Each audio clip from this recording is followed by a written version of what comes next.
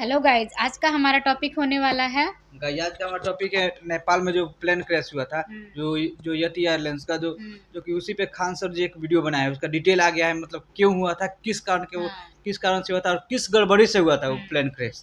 इसी पे आज हमारा वीडियो है, यही आज हमारा मेन टॉपिक है।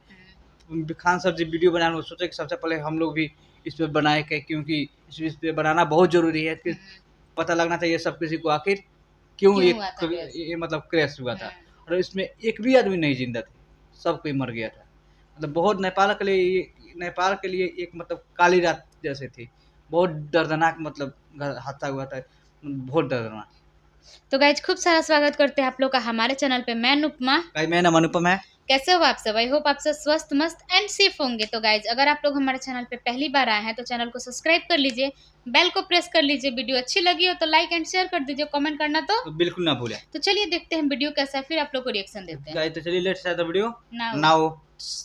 जय हिंद। देखिए 15 जनवरी 2023 को नेपाल में येती एयरलाइन का विमान क्रैश कर गया। अब उस समय हमको कुछ ज़्यादा बताने के लिए था नहीं, क्योंकि वो विमान क्यों क्रैश किया अब वो उसका कोई डिटेल था नहीं यहाँ पे। अभी उस डिटेल विमान नहीं का था। हाँ, क्या कारण था डिटेल से उसका पूरी रिपोर्ट आ गई है, जांच की रिपोर्ट आ गई पूरी है, और रिपोर्ट हम आ गई आपको है। इसमें बताते हैं कि कैसे एक पायलट की छोटी सी गलती पूरी जहाज को ले डूबा, उसमें पायलट की बैठे गलती से 72 लोगों पायलट की की। जान चली गई यहाँ पर। तो पूरी रिपोर्ट आ गई है, उस पूरी रिपोर्ट में आपको समझाते हैं कि आखिर उस दिन क्या हुआ था येती एयरलाइन के साथ, और केवल लैंडिंग के 15 सेकंड पहले कैसे विमान दुर्घटनाग्रस्त हो गया। देखिए, ग्रस्त हुआ। येती एयरलाइन का विमान जब दुर्घटनाग्रस्त हुआ तो उसके ब्लैक बॉक्स को भेज दिया गया डिकोड करने के लिए, ताकि उसमें समझा जा सके कि क्या था। शुरुआत में ब्लैक बॉक्स ब्लैक थे, लेकिन बाद में इसे ऑरेंज किया गया ताकि इसे दिखने में इजी हो सके। तब से इसका नाम ब्लैक बॉक्स ही है। ब्लैक बॉक्स का दो हिस्सा ब्लैक होता है। बॉक्स। एक को बोलते हैं फ्लाइट डेटा रिकॉर्डर। तो ये फ्लाइट डेटा रिकॉर्डर फ्लाइट की ऊंचाई, स्पीड, एयर प्रेशर, फ्यूल कितना था, इंजन कितने परसेंट पे था, यानी जितनी डेटा वाली चीज़ें होती हैं, जो मशीनरी चीज़ें होती हैं, उन सबका रिकॉर्ड रखता है फ्लाइट डेटा रिकॉर्डर। और एक होता है cockpit voice recorder. Cockpit voice recorder जो होता है सीवीआर, दोनों पायलट क्या बात कर रहे हैं, एक दूसरे को क्या ऑर्डर दिए, ये दोनों को रिकॉर्ड किया जाता है। ये दोनों को इसलिए है कि मान के चलिए पायलट ने कहा कि इंजन एक मतलब इंजन का पावर बढ़ाओ, इसने कह दिया हम बढ़ा दिए, और उसने बढ़ाया ही नहीं, तो कैसे पता चलेगा कि किस पायलट की गलती है। तो यहाँ तो रिकॉर्ड हो सही जाएगा बात। कि कैप्टन ने जूनियर से कहा कि पावर बढ़ाओ, और उसने बढ़ाया या नहीं बढ़ाया वो फ्लाइट डेटा रिकॉर्डर में पूरी रहेगी। तो मशीनरीज की जानकारी इसमें, और क्या बात कर रहा है इसकी, जब इन दोनों को मैच किया गया तब पता चला कि कितनी एक छोटी सी लापरवाही ने कैसे इसकी जान ले लिया। देखिए एक बार इसकी ब्रीफिंग समझते हैं। नेपाल में जो नेपाल का शहर काठमांडू, काठमांडू नेपाल की राजधानी है। तो काठमांडू। काठमांडू नेपाल से पोखरा जा रहा था ये जहाज। पोखरा एक पर्यटक जगह है नेपाल का, काठमांडू के बाद काफ़ी फेमस जगह है। ये पोखरा एयरपोर्ट में इतने लोग जा रहे थे पैसेंजर, ताकि उसके नया पुराने एयरपोर्ट की जगह पे अब नया एयरपोर्ट बनाया गया था। 15 दिन हुआ था इस एयरपोर्ट के उद्घाटन, यानी 1 जनवरी 2023 मस्त को ही 15 इस दिन हुआ एयरपोर्ट का था। उद्घाटन हुआ था, पोखरा इंटरनेशनल एयरपोर्ट का। 15 जनवरी को ये घटना हो गई। काठमांडू से पोखरा जा रहा यह विमान महज 146 किलोमीटर की दूरी जाना था, जिसे लगभग 35 मिनट में वो ट्रेवल कर लेता। अब ये डिपेंड करता है हवाओं का डायरेक्शन किधर है। कभी हवाओं के डायरेक्शन सेम डायरेक्शन में हो जाता है तो थोड़ा दिक्कत नहीं होती है, मौसम खराब रहता है तो टाइम भी लग जाती है। ये 10:33 पर उड़ान भरता है काठमांडू से, और 10:57 पे ये पोखरा पहुंच जाता है। 15 सेकंड और ये रुक जाता तो जहाज लैंड कर जाता। 10 से 15 सेकंड में मस्त ही 15 जहाज लैंड सेकंड। कर जाता, लेकिन अंतिम वहीं पे दुर्घटना हो गया। दुनिया में जितने जहाज क्रैश किए ना, उसका 90% जहाज लैंडिंग के टाइम पे ही क्रैश किया। सबसे टफ लैंडिंग, प्रोसीजर हाँ होता है लैंडिंग का। लैंडिंग अच्छा। उस जहाज में 68 पैसेंजर थे, 4 क्रू मेंबर थे, यानी लगभग 72 लोग थे। इसमें 5 भारतीय भी थे, 72 में ही 5 थे। इसमें से इंडियन भी किसी थे। को नहीं बचाया जा सका, और येती एयरलाइन का फ्लाइट 691 क्रैश कर गया। अब इसको डिटेल से समझते हैं कि क्रैश कैसे किया गया। तो देखिए, किसी भी जहाज में 2 पायलट होते हैं। सीनियर को कहते हैं कैप्टन, जूनियर को कहते हैं फर्स्ट ऑफिसर। कैप्टन के लिए CAPT लिखा रहता है कैप्टन के लिए, और इस फर्स्ट ऑफिसर के लिए F.O लिखता है यहाँ पे। ये फर्स्ट ऑफिसर हो गए। कैप्टन में 4 स्ट्रिप्स होते हैं हाथ पे, और फर्स्ट ऑफिसर के 3 होते हैं यहाँ पे। कंधे पे भी कैप्टन के 4 स्ट्रिप्स लगी होते हैं, और फर्स्ट ऑफिसर के 3 होते हैं। समझ आ गया कि नहीं आ गया? तो ये कैप्टन का फर्क होता है यहाँ पे। कैप्टन जो होता है लेफ्ट साइड में बैठता है, और फर्स्ट ऑफिसर राइट साइड में बैठता है जहाज में। यहाँ पे इस जहाज को उड़ा रहे थे कैप्टन कमल उड़ा रहे थे, और फर्स्ट ऑफिसर जो थी वो अंजू थी। ये इनका बतौर फर्स्ट ऑफिसर इनकी लास्ट फ्लाइट थी। अगर ये जहाज लैंड कर जाता तो इनका प्रमोशन देके ये भी कैप्टन बन जाती और 3 की जगह 4 स्टिप लग जाते। लेकिन इनका दुर्भाग्य था जो इनकी लैंडिंग नहीं हो पाई। इनके पति की भी ईटी एयरलाइंस में 2006 में विमान दुर्घटना में मृत्यु हो गई थी। तो काफ़ी दुखद रहा इनके साथ, ये विमान में जो भी बैठे थे। अब इन दोनों पायलट के सूझबूझ से ही जहाज को भी पूरी तरह expert से हो गए। उड़ाया जाता है, क्योंकि जहाज में इतने इंस्ट्रूमेंट होते हैं कि दुर्घटना में सामने भी देखना है, इंस्ट्रूमेंट्स को भी देखना है, प्रोसीजर भी फॉलो करना है, तो एक आदमी से नहीं हो पाता है। इसलिए उसमें दो पायलट होते हैं, एक कमांड देता है, दूसरा उसको फॉलो कर देता है। तो यही हो रहा था यहाँ पे। चेक प्रोसीजर बहुत ज़रूरी होता है, चेक लिस्ट फॉलो करना होता है। जब जहाज लैंडिंग के लिए आती है तो कैप्टन जो होता है वो सीधे लाइन अप कर लेता है, फर्स्ट ऑफिसर को वो अपना ऑर्डर करते रहता है कि इंजन पावर को घटाना है। तो यह इसका एक विमान में चेकलिस्ट प्रोसीजर है। जैसे गियर डाउन करना है, लैंडिंग गियर यानी चक्के को नीचे करना है, तो यहाँ लैंडिंग गियर का नोब होता है, उसको नीचे कर देते हैं, और तब जैसे चक्का नीचे हो जाएगा तो 3 लाइट जल जाएंगे, क्योंकि 2 चक्के पीछे होते हैं और एक नोज लैंडिंग गियर आगे होता है, तीनों लाइट जल जाएंगे। तो कैप्टन बोलेगा लैंडिंग गियर डाउन, तो फर्स्ट ऑफिसर क्या करेगा, लैंडिंग गियर को डाउन करेगा, और जब जैसे डाउन हो जाएगा तो बोलेगा चेक, मतलब हमने कर दिया। तो लैंडिंग गियर डाउन, उसने लैंडिंग गियर डाउन, फिर बोलेगा चेक। ये रूल है, कोई भी काम जब हो जाए तो उसके बाद उन्हें बोलना है चेक। और जब एटीसी से बात करते हैं, एयर ट्रैफिक कंट्रोलर से, तो हाँ बोलना है तो हाँ नहीं बोलते हैं, रॉजर बोलते हैं, या कॉपी। जैसे बोलना है कि राइट टर्न, तो कहेगा रॉजर, मतलब समझ गए कि राइट मुड़ना है, या कॉपी। तो ये कोड है, क्योंकि ना जहाज़ों में ना जो बात होती है रेडियो फ्रीक्वेंसी में काफ़ी हल्ला होता है उसमें, तो उस वजह से ना ऐसी भाषा का प्रयोग किया जाता है जो मैच ना करे आम बोलचाल की भाषा में। जैसे इमरजेंसी में मेडे मेडे मेडे, तो ये आम भाषा में ही नहीं है, कितना भी घड़घड़ाहट हो जाएगा ये आवाज़ अलग लगने लगेगी, इसलिए थोड़ी सी रेडियो की भाषा ऐसी रखी जाती है। रॉजर मतलब हाँ ठीक है, कॉपी का मतलब भी ठीक है, नेगेटिव मतलब नहीं हमको नहीं पता। उसी तरह चेक मतलब हाँ जो तुमने बोला हमने कर दिया उसको। तो उसने बोला landing gear, altitude 500 feet, captain ने बोला कि इसके कम करो, जहाज की एल्टीट्यूड को, ऊंचाई को 500 फीट करो, तो उसने 500 फीट भर दिया, उसके बोल दिया चेक, मतलब हमने कर दिया। दूसरा इंजन पावर 25%, जब जहाज लैंड करती है तो आइडियल पे करके 25% की इंजन पावर पे उसे लैंड कराया जाता है, तो ज़्यादा थ्रस्ट की जरूरत नहीं है। तो इंजन जब 25% पे हो गया तो फर्स्ट ऑफिसर ने बोला चेक, मतलब हो गया। यही गलती हुई चौथे यहाँ प्रोसीजर में, चौथे में क्या दिक्कत हुआ, कैप्टन ने बोला फ्लैप 30 डिग्री, फ्लैप्स होता है विंग्स का निचला भाग, अभी आगे समझाएंगे, वीडियो में भी दिखाएंगे, उसको 30 डिग्री पे घुमा दो। इसने बोला चेक, मतलब हमने घुमा दिया। लेकिन जब कॉकपिट वॉइस रिकॉर्डर और फ्लाइट डेटा रिकॉर्डर यानी ब्लैक बॉक्स में पता चला, तो पता चला कि बोला गया कि फ्लैप 30 डिग्री करना है, और को पायलट ने भी कह दिया कि चेक, लेकिन उसने 30 डिग्री किया नहीं था। अब यहाँ पकड़ा गए इन्वेस्टिगेटर कि भैया उसने बोल रहा है कि फ्लैप 30 डिग्री, फर्स्ट ऑफिसर बोल रहा है चेक, मतलब हमने कर दिया। अब फ्लाइट डेटा रिकॉर्डर कह रहा है कि नहीं, एक्सीडेंट के बाद भी, दुर्घटना के बाद भी फ्लैप 15 डिग्री पे था। तब सब छाती पीट रहा है, ससुरात नहीं, जब फ्लैप 15 डिग्री पे था तो कौन बटन या दाब के इधरिया से बोल दिया कि चेक, मतलब ये दूसरा कोनो बटन दाब दिया है। इतना तो कंफर्म था। अब जांच के बाद पता चलती है, देखते हैं कैसे होता है, आगे समझिए। यहाँ पे देखिए, जैसे ये पोखरा एयरपोर्ट पे पहुंचे तो एटीसी एयर ट्रैफिक कंट्रोलर ने कहा कि आप रनवे 30 पे लैंड कर जाइए। अभी हम रनवे का भी एंगल बता देते हैं, 30 पे उतर जाइए। तो इन्होंने कहा कि हम रनवे 30 पे नहीं आ पाएंगे, हम घुमा के आते हैं रनवे 12 पर, रनवे 12 पर उतरेंगे। तो एटीसी ने कहा ठीक है, आप एयरपोर्ट का एक चक्कर लगाइए, इस साइड से उतरिए, और यहीं पे विमान दुर्घटना हो गया। एकदम सामने रनवे पे दिखाई दे रहा था, रनवे पे, और वहीं दुर्घटना हो गया। किसी भी जहाज में फ्लैप क्या होता है, विंग्स का ये निचला हिस्सा जो दिख रहा है ये होता है फ्लैप, ये अंदर घुस जाता है। देखिए रहता ये बराबर है, लेकिन ये बाहर निकल सकता है, ये बाहर निकल सकता है, इस पाइलॉन पे बाहर निकल सकता है। थोड़ा सा निकलता है तो कहते हैं 15 डिग्री निकला है, और निकल गया तो कहते हैं 30 डिग्री निकला है। ये जितना ज्यादा निकलेगा हवाओं को उतना रोकेगा, फड़फड़ फड़फड़ करेगी जहाज, फड़फड़ फड़फड़। इसलिए जब ये लैंडिंग के टाइम उतरता है, जब रोकने के टाइम पे होता है, तभी इसको नीचे किया जाता है। फुल स्पीड में इसको नीचे करेंगे, जहाज ऐसे डिसबैलेंस हो जाएगा। तो इससे हम लोग नॉर्मल 0 डिग्री पे रखते हैं। इसको यहाँ पर मेंटेन करने के लिए फ्लैप लीवर होता है जहाज में, जिससे ये कंट्रोल किया जाता है। यही पूरे गड़बड़ का कारण है जहाज को गिरने में। समझिए कैसे, इसको वीडियो से समझते हैं हम लोग। यहाँ समझिए, ये फ्लाइट है, ये रडार है, यही रडार पूरी तरह से उसको जांच करता है जहाज कहाँ गया। यहाँ पर फ्लाइट जैसे ये टेक ऑफ करती है तो फ्लैप थोड़ा सा नीचे रहता है। देखिए फ्लाइट में आप फिजिक्स में पढ़े होंगे, जहाज की परछाई क्यों नहीं बनती है, विवर्तन के कारण परछाई नहीं बनती है। ये फ्लाइट उड़ गई, यहाँ नीचे आपको VOR दिखेगा जो जहाजों को दाहिने बाएं बताता है, ये है VOR, यही बताता है कि वे पॉइंट किधर है, बहुत जरूरी वो चीज़ होता है। ये नीचे दूसरी जहाजें हैं, सब पूरी एयरपोर्ट का व्यू है।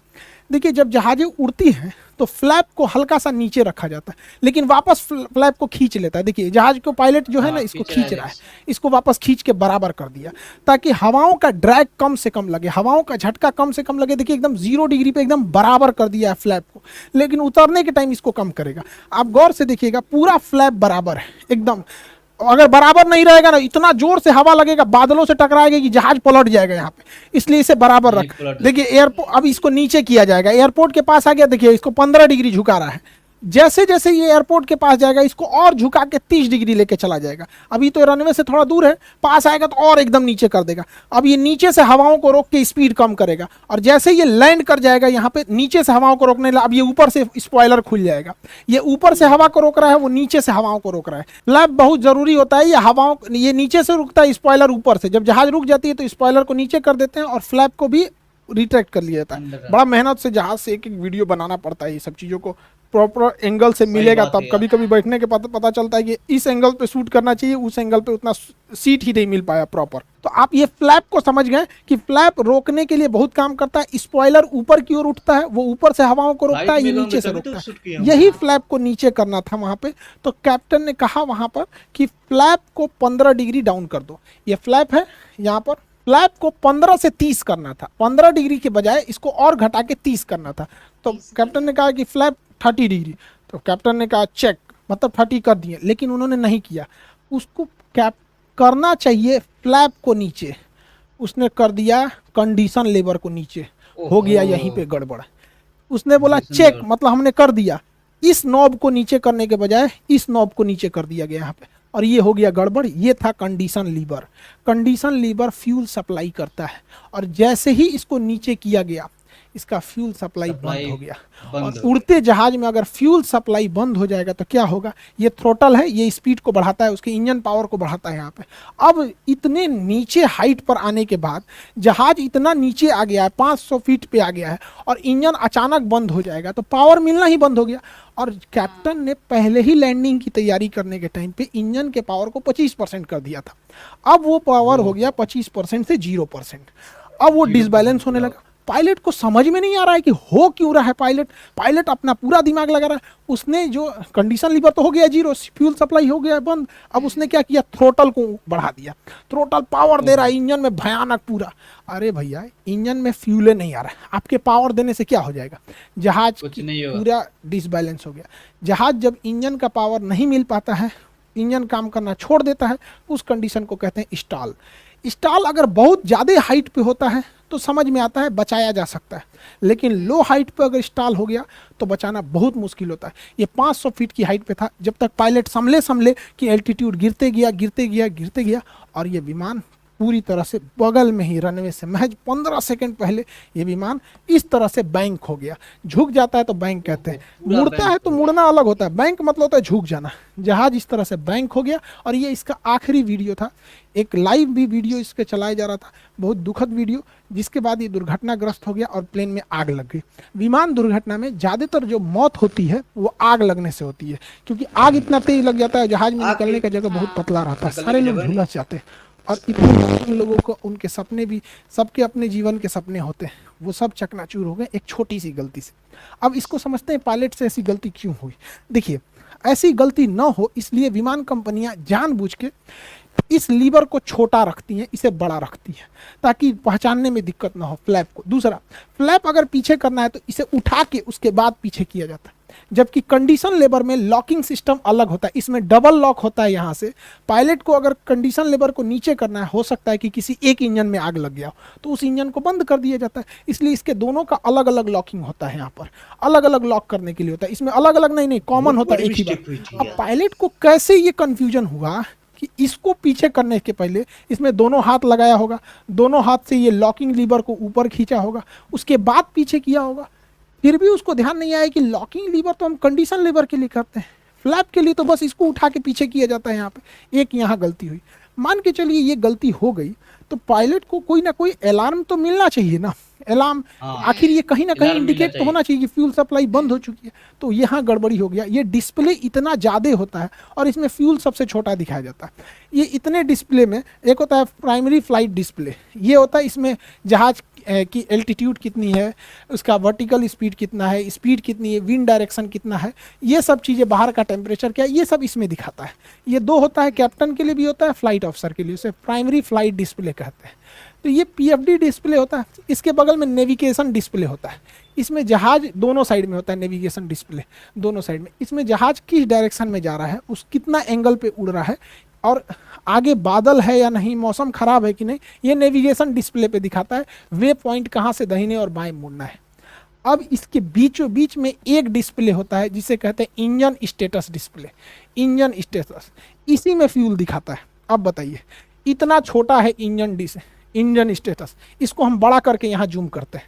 देखिए इतना बड़ा स्क्रीन है, इसमें दिखा रहा है कि जहाज का इंजन, एक नंबर इंजन 21% पे है, दूसरा भी 21% पे है। इंजन का जो धुआं निकल रहा है, उसकी जो वो है आपका टेम्परेचर, उसका 459, इसका 461 डिग्री, ये टेम्परेचर दिखा रहा है। फ्यूल कहाँ दिखाता है, तो यहाँ दिखाता है कि इसमें 1453 लीटर फ्यूल है। इतना छोटे एरिया में दिखा रहा है। अब तो हम यहाँ बड़ा करके दिखा रहे हैं ना। आप सोचिए, नेविगेशन डिस्प्ले में यहीं पे दिखाता है ये रहा फ्यूल। अब पायलट को उतना ध्यान नहीं जाता है यहाँ पर, इतना छोटा सा ये navigation display, engine status display. Height हम क्यों करें, अगर बहुत हाइट पे इंजन इंस्टॉल करता है तो पायलट बचा ले जाता है, उसको सोचने समझने की फुर्सत होती है। 30,000 फीट से जहाज नीचे आते आते 10 मिनट लग जाता है, वो अच्छा खासा समय लग जाता है उसको, क्योंकि वो फिर ग्लाइड करते हुए आता है। ये इतना नीचे था कि पायलट समझे कि गड़बड़। यही घटना अगर हाइट पे हुई रहती तो पायलट कंफर्म बचा ले आता, लेकिन बेचारा पायलट करे तो क्या करे, 500 फीट हाइट बची थी यहाँ पर। तो यहाँ पर कट हो गया, ये शो कर रहा था। दूसरा, अलार्म जब बजने लगता है ना, तो T T T T T T करके 4-5 गो बजने लगता है, तो समय भी तो मिलना चाहिए। और पायलट के ऊपर प्रेशर, ये उस दिन की तीसरी फ्लाइट थी। सोचिए, तीसरी फ्लाइट, सुबह 10:30 बजे तक तीसरी फ्लाइट में बैठा दिया गया पायलट के ऊपर। कितना प्रेशर दिया जा रहा है एयरलाइन कंपनी के ऊपर, पायलट के। कोई नहीं जानता पायलट के ऊपर कितना प्रेशर है। दुर्घटना हुआ, सीधा ब्लेम डाल दो पायलट के ऊपर। पायलट से गलती हुई, लेकिन उसका स्ट्रेस कितना है। सुबह से ये तीसरी फ्लाइट थी पायलट के ऊपर। जहाज को लैंड कराना सबसे क्रूशियल चीज़ होता है। अप्रोच चार्ट मिला होता है, इसमें 5 सेक्शन होते हैं। ये आपका लेआउट होता है एयरपोर्ट का, कि एयरपोर्ट लेआउट कहाँ है। ये निचला हिस्सा होता है, ये इसमें मिनिमम्स लिखे होते हैं कि मिनिमम एल्टीट्यूड कितनी होनी चाहिए, डिसीजन हाइट कितना है कि 650 फीट की ऊंचाई पे आपको डिसीजन ले लेना है कि उतारना है कि नहीं है। रनवे विजिबिलिटी 1.5 किलोमीटर है। ये मिनिमम्स बताता है कि कम से कम इतनी चीज़ें होनी चाहिए। इसके ऊपर आपको ये वाला जो होता है, ये एरिया प्रोफाइल बताता है कि इसमें इसी हिसाब से जहाज को लाना होता है। ना ज़्यादा हाइट होना चाहिए, ज़्यादा हाइट हो जाएगा तो रनवे के ऊपर गिर जाएगा, हाइट इससे कम हो गया तो पहले ही थुथुर कूच लेगा। तो इसी के बीच में 3 डिग्री पे उतारना होता है। अब ये मैच कराना है degree by degree, height by height, कितना टफ होता है। उसके बाद ये प्लान व्यू होता है। प्लान व्यू में जहाज को ना दाहिने रखना है ना बाएं। दाहिने बाएं रखेंगे तो एन्ने उन्ने उलट जाएगा। इसके अलावे अगर मिस अप्रोच हो गया, पता चला आते आते कोहरा हो गया, नहीं दिखा, तो कहाँ भागेगा। ऐसा थोड़ी अरे कोहरा है भागो भागो, कहीं लेके घूम जाएगा, लड़ा देगा किसी और में। उसमें मिस अप्रोच का प्रॉपर पॉइंट होता है कि अगर मिस अप्रोच हो गए तो यहाँ प्रॉपर लिखा होता है कि आपको 2100 फीट तक क्लाइंब करना है, फिर टर्न लेफ्ट होना है, उसके बाद वहाँ होल्डिंग पैटर्न को फॉलो करना है, इन बाउंड आउट बाउंड। तो ये काफ़ी लंबा चौड़ा होता है, इस वजह से उनके ऊपर स्ट्रेस बहुत हो जाता है। इसके अलावे नेपाल का एक बहुत पुराना इतिहास रहा है। नेपाल में बहुत सारे दुर्घटनाएं होते हैं, जिसका एक बड़ा कारण होता है नेपाल का पहाड़ी एरिया। पहाड़ी एरिया में मौसम अचानक चेंज हो जाते हैं। इसके अलावे नेपाल में बादल जो होता है, पहाड़ों के पीछे, बादल के पीछे पहाड़ छुपे होते हैं। तो अमूमन पायलट को अगर बादल नहीं दिखा तो क्रॉस कर जाएगा और जाके पहाड़ में टकरा जाएगा। ऐसा ही एक बार पाकिस्तानी इंटरनेशनल एयरलाइन PIA के साथ हुई थी। काठमांडू के समय स्टेप डिसेंट के समय वो पहाड़ से टकरा गया था। तो नेपाल में ये बहुत बार होता है। हालांकि इससे बचने के लिए आगे रेडॉन एरिया में रडार लगाया गया होता है, वो इसको बता देता है। वो हम किसी ने आगे नेक्स्ट वीडियो में हम जहाज का रडार कैसे काम करता है और ये किस तरह से पायलट को इन्फॉर्म करता है कि आगे बारिश हो रही है, मौसम ख़राब है, जहाज में टर्बुलेंस आएगा कि नहीं आएगा, पहाड़ तो नहीं है बादल के पीछे, कैसे पता चलता है, इसको नेक्स्ट वीडियो में हम आपको समझा देंगे। आगे की क्लास में आप भी देखेंगे। बिहार दरोगा का बैच है, वो बहुत जल्दी आप लोग के लिए दे दिया जाएगा पूरी तरह से कि कैसे किस किस सिलेबस को पढ़ना है। बहुत ज़्यादा दरोगा का सिलेबस नहीं रहता है, फिक्स एरिया होता है, यहीं पढ़िएगा तो उतना होगा। कोई UPSC नहीं है वो कि बहुत ज़्यादा पढ़ना है यहाँ पे। फिजिक्स और दरोगा के बैच बहुत जल्दी आ जाएंगे। आई होप आप इस टॉपिक को समझे होंगे। मिलेंगे नेक्स्ट क्लास में। जय हिंद। गाइस, नेपाल के लिए बहुत दुखद घटना थी उस समय। एक पायलट की एक छोटी सी गलती के कारण कितने आदमी का, पायलट पे बता भी तो रहे थे, पायलट पे स्ट्रेस भी तो था। हाँ पायलट पे, और इतना भी मत एयरलाइंस वालों को ये स्ट्रेस नहीं देना चाहिए कि तीसरी थी उसकी, 10 बजे के सुबह में 10 बजे करीब में उसकी तीसरी फ्लाइट थी। तीसरी फ्लाइट थी, बताओ। थोड़ा सा तो हो ही जाता है किसी पे भी अब और स्ट्रेस। मेन बात है पता है क्या, मेन बात में हो गया था कि 500 मतलब 500 मीटर के ऊपर की थी जहाज, ज्यादा हाइट पर भी नहीं थी वो। और ज्यादा हाइट पे होती तो उसके दिमाग चलता कि अभी इसको ध्यान से चेक किया जाए कहाँ से कहाँ नहीं है। बहुत नीचे जहाज उड़ रही थी और इसी में 15 सेकंड की दूरी पर थी। 15 सेकंड और टाइम लगता तो उतर जाता, जहाज लैंड कर जाता, लेकिन होना था। उसमें हमारे 4 इंडियन भी थे, 5। बहुत दुखद घटना थी। बहुत। तो गाइज आई होप वीडियो आप लोग को अच्छी लगी हो। वीडियो अच्छी लगी है तो प्लीज़ हमारे चैनल को सब्सक्राइब कर दीजिए, वीडियो को लाइक कर दीजिए। मिलते हैं ऐसे ही नेक्स्ट वीडियो के साथ, तब तक के लिए हंसते रहिए, मुस्कुराते रहिए। सेफ रहिए। जय हिंद, जय भारत, भारत माता की जय।